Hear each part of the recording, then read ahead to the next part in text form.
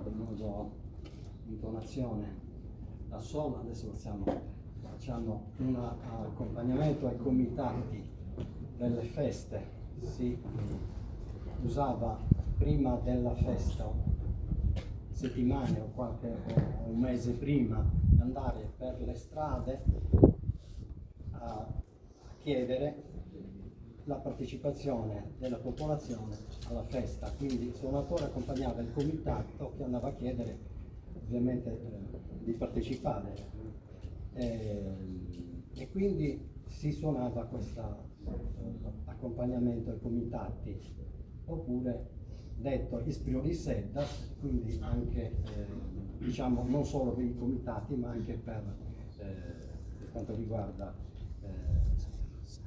ispiroli seddas, e così anche per altri accompagnamenti agli sposi e così via.